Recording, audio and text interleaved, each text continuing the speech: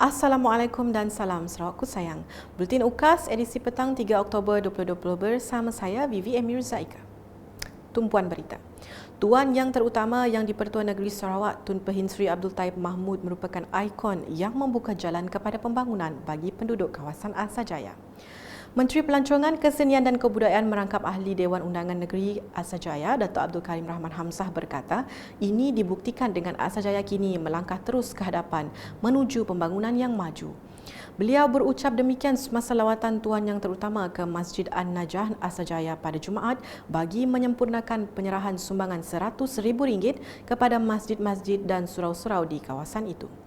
Dalam masa yang sama, Tuan Yang Terutama turut berkesempatan menunaikan solat Jumaat bersama tetamu kenamaan dan penduduk yang hadir. Seterusnya, pelbagai produk tempatan menjadi tumpuan orang ramai yang hadir di Convention khas Parti PBB Sarawak Zon Sibu bertempat di Hotel Kingwood Sibu hari ini.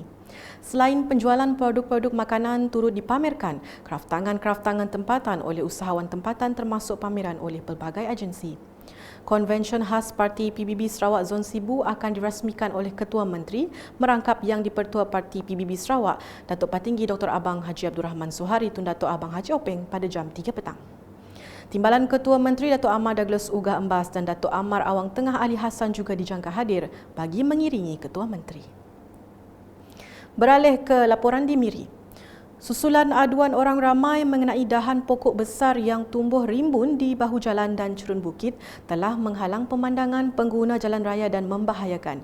Majlis Bandaraya Miri MBM telah diminta untuk segera menjalankan kerja-kerja penyelenggaraan pokok.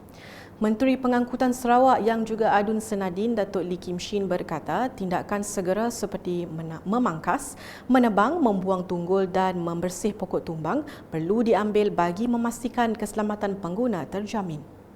Beliau berkata demikian ketika ditemui selepas mengadakan tinjauan permasalahan itu di Jalan Utama Padang Kerbau, Kampung Haji Wahid dan Jalan Bukit Kanada pada Jumaat.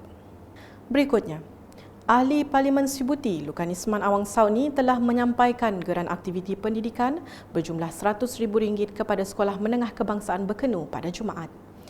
Menurut beliau, ia merupakan sumbangan daripada Kerajaan Persekutuan bagi aktiviti pendidikan. Penyerahan geran bagi aktiviti pendidikan ini membolehkan pemasangan LCD ke semua kelas di SMK Bekenu. Dalam masa yang sama, beliau berharap agar capaian Unify akan segera sampai ke SMK Bekenu bagi membolehkan pembelajaran secara digital akan tercapai. Sepanjang tahun ini, kesemua 7 buah sekolah menengah di kawasan Parlimen Sibuti telah menerima inisiatif prihatin bernilai RM400,000 hingga RM500,000 bagi kerja-kerja baik pulih sekolah. Seterusnya, laporan di kawasan Tanjung Datu. Menurut Adun Tanjung Datu, Datuk Amar Jamilah Anu, sebanyak RM1.5 juta telah digunakan bagi membantu membaik pulih rumah penduduk yang kurang berkemampuan di kawasannya. Selain itu, sebanyak RM500,000 digunakan untuk baik pulih rumah dalam projek penambahbaikan Rumah Miskin Sarawak PPRMS. Beliau berkata demikian ketika berucap di Majlis Penyampaian Geran PIBG Bantuan Perubatan dan Sumbangan ke IPTA Dun Tanjung Datu pada Khamis. Katanya kerajaan negeri juga turut mengambil berat tentang keadaan sekolah-sekolah yang usang dan akan terus memberi peruntukan supaya murid dan tenaga pengajar mendapat kemudahan yang sempurna. Dalam majlis itu, Datuk Amar Jamilah telah menyampaikan sumbangan dan geran sebanyak RM86,000. Berita seterusnya, pemilihan premis makanan yang bersih dan selamat penting bagi mengelak sebarang masalah yang boleh menjejaskan kesihatan. Adun Batu Kitang Loh Kirchiang berkata bagi menjaga kesihatan para pengunjung, penggunaan aplikasi dan rendaman alat makanan di dalam air panas adalah penting. Tegasnya, para pengusaha premis makanan perlu mengikuti arahan tersebut dan tindakan boleh diambil termasuk pembatalan lesen sekiranya tidak berbuat demikian kerana ia merupakan salah satu syarat lesen bagi premis makanan. Tambah beliau, pengusaha premis juga diminta mengibarkan bendera negeri Sarawak dan jalur gemilang di bangunan atau premis perniagaan bermula hari ini sehingga 11 Oktober 2020 sempena sambutan perayaan Hari Lahir ke-84 TYT Negeri Sarawak. Beliau berkata demikian ketika melakukan pengagihan pelekat di Pasar Batu 10 Kota Padawan pada Jumaat.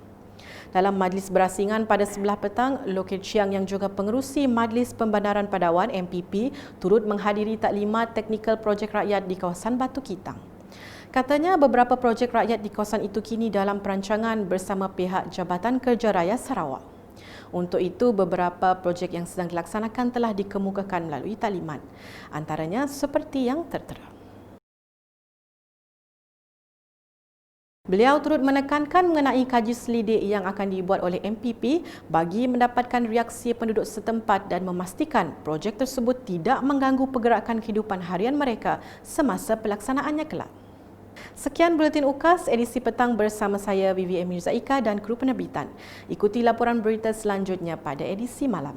Dapatkan pelbagai berita terkini Sarawak setiap hari di Facebook, Instagram, Twitter dan aplikasi Telegram Buletin UKAS serta UKAS Channel di YouTube.